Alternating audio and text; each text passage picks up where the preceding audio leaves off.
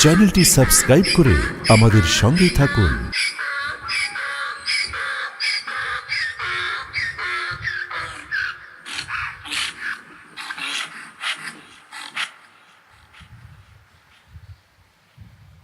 কি বুঝলেন? কতটা মারাত্মক শাস্তি দিলে বেঈমানদের কণ্ঠের আওয়াজ এমন ভগ্ন কণ্ঠ হয়ে যাবে জাহান্নামের ভেতরে।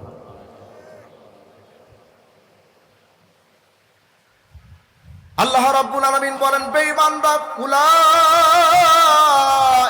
কাল আনআম, বেঈমানরা কুকুরের মতো, শূকরের মতো, পশুর মতো। এই যে জাহান্নামে তাদের কণ্ঠের আওয়াজও গাধার মতো। অথচ আপনার আমার মধ্যে কোনো ইহসাস, অনুভূতি, শক্তি জাগ্রত হয় না। একজন ইমানদারের মর্যাদা আল্লাহর কাছে কাবা ফিরিস্তার চাইতেও বেশি, কিন্তু বেঈমানদের অবস্থা হলো কুকুর শূকরের চাইতে বালহুম আদাল, আরো নিকৃষ্ট।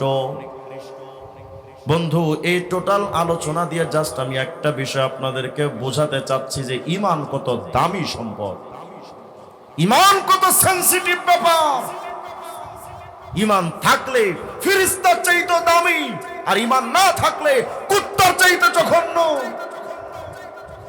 অথচ এই ঈমান নিয়ে আপনার আমার কোনো ফিকির নাই। বাড়িটা নিয়ে ফিকির আছে, রংচং বাকি, ইলেকট্রিক জিনিস লাগাতে বাকি, বৈদ্যুতিক তারের সবকিছু নিয়ে আসো, টাইলস করো, ডেকোরেশন করো, কত কিছুর ফিকির। দুনিয়ার সবকিছুর জন্য ফিকির করার সময় আছে বন্ধু আপনার আমার। চ্যানেলটি সাবস্ক্রাইব করে আমাদের সঙ্গে থাকুন। এখানে গত এক বছরে ঈমানের পেছনে মেহনত করেছেন কয়জন? হয়তো দুর্ভাগ্যজনকভাবে কয়েকজন লোক পেতে পারে, বাকি অসংখ্য লোক এমন থাকবে যারা মেহনত করার সুযোগ পায়নি। ঈমানের মেহনতটা আপনার আমার সময় হয় না, বহুত ব্যস্ত আপনি আমি। আর ঈমানটা আপনার আমার কাছে এতটা সস্তা হয়ে গেছে, আপনি আমি হয়তো ঈমানটা চিনি না, ঈমান কত দামি সম্পদ, কিন্তু বেঈমানরা চেনে ঈমান কত দামি। বেঈমানরা জানে ঈমান সবচেয়ে দামি, যে কারণে বেঈমানরা মুসলমানদের থেকে টাকা পয়সা চায় না। আপনি যদি খ্রিস্টান মিশনারির কাজ দেখেন তো দেখবেন লক্ষ লক্ষ কোটি কোটি ডলার তারা খরচ করছে মুসলমানদের পেছনে শুধু ঈমান নষ্ট করার জন্য। কত হয়? খ্রিস্টান মিশনারিরা কিন্তু আপনার কাছে টাকা চাবে না, বরং উল্টা আপনাকে প্রয়োজনে মাসিক বেতন দিবে। গত কিছুদিন আগে আমি খুলনা রূপসা এলাকায় একটা মাহফিলে গেছি। তুই এলাকার একজন আমাকে শোনালেন যে বাংলাদেশে QRF, কোরআন রিসার্চ ফাউন্ডেশন, আহলে কোরআনেরা, এরা হাদিসকে অস্বীকার করে।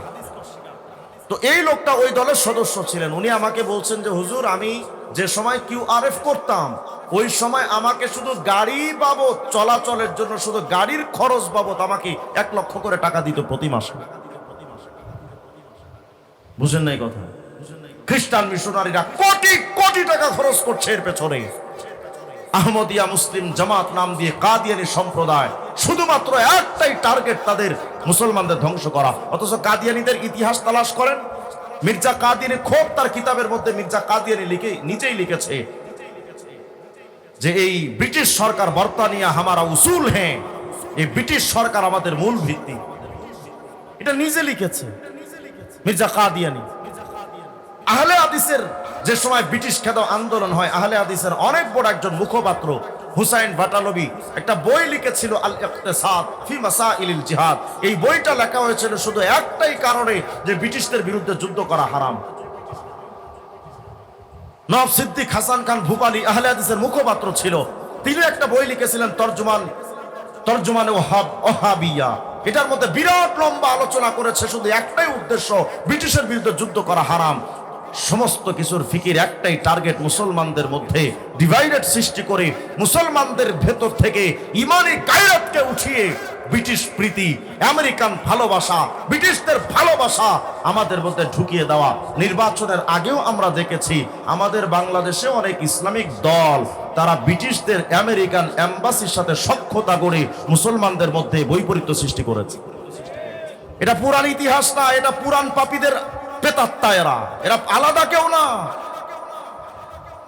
শুধু তো ভুল বুঝবেন আমাদের যে হুজুররা আপনি শুধু এ সবার পেছনে লেগে থাকেন। আরে সবাই যদি মুসলমানদের ইমানের পেছনে লেগে থাকে তাহলে আমি তো ইমান বাঁচানোর জন্য সবার বিরুদ্ধে যুদ্ধ করব।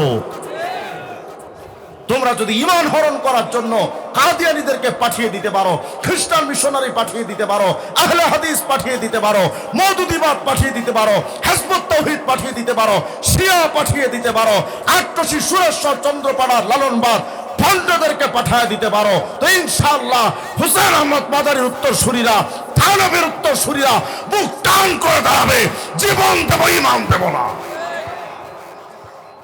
আপনার আমার ইমানই বলে বলিয়ন হয়ে জাগ্রত হতে হবে। যদি ইমানটাকে ইসলামটাকে হেফাজত আপনি আমি মুসলমানেরা না করি তো করবেটাকে? আমাদেরকে ভুল বুঝবেন না বন্ধু, আল্লাহর নামের কসম করে আল্লাহকে সাক্ষী রেখে বলি, আমার কাছে এমনও প্রস্তাব ছিল নির্বাচনের আগে, আমি যদি শুধু একটু হা বলতাম, এত এত সংগঠনের পক্ষ থেকে আমার কাছে অফার ছিল, চোখ বন্ধ করে কয়েক কোটি টাকার মালিক হতাম আমি। আলহামদুলিল্লাহ সুম্মা আলহামদুলিল্লাহ, ওলামায়ে দেওবন্দের সাচ্চা অনুসারী সন্তান যারা, তারা জীবন দিতে পারে, হারাম ভোগ করতে পারে না। আমাদের জবানে চ্যানেলটি সাবস্ক্রাইব করে আমাদের সঙ্গে থাকুন। একমাত্র কারণ হলো আমরা হকের উপরে আছি, হকের জন্য, হকের নিয়তে, হকের স্লোগান, দুনিয়ার কোনো চাহাতের জন্য না, এটা আল্লাহ সাক্ষী। অতএব আমাদেরকে ভুল বুঝবেন না, হকের পথে অটল থাকার ফিকির করেন।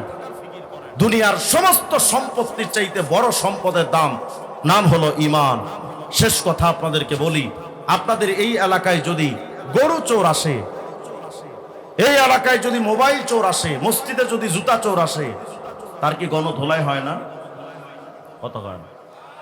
যদি তাই হয় তাহলে আমি আপনাদের কাছে এই প্রস্তাব রেখে গেলাম, যুব সমাজ আপনারাও মনে রাখবেন, জুতার চাইতে, গরুর চাইতে, আপনার এলাকার সম্পত্তির চাইতে, বলেন তো ঈমানের সাথে কি এটার তুলনাও করা যায়? ঈমানদারের মর্যাদা তো ফিরিস্তা চাইতেও বেশি। আমি বুঝাতে চাচ্ছি, একজন জুতা চোর পাইলে যদি গণধোলাই হয়, একজন গরু চোর পাইলে যদি গণধোলাই হয়, মোবাইল চোর যদি পাইলে গণধোলাই হয়, আজকে থেকে যুব সমাজ তোমাদের জাগ্রত হতে হবে, ঈমান চোরদেরকে গণধোলাই দেওয়া। প্রস্তুত থাকা যাবে না ইনশাআল্লাহ? আমি জীবনের সব কিছু মিলিয়ে দিব, ঈমান দেব না। আমার ঈমান চুরি করতে যদি আমার বাপও আসে, বাপকেও বৃদ্ধাঙ্গুলি দেখিয়ে দিব, আমি ঈমান দেব না। ফিকির করা যাবে তো ইনশাআল্লাহ? আল্লাহ তাআলা যেন আমাদের সবাইকে ঈমানের উপরে মজবুতের সাথে থাকার তৌফিক দান করেন, বলেন আমিন।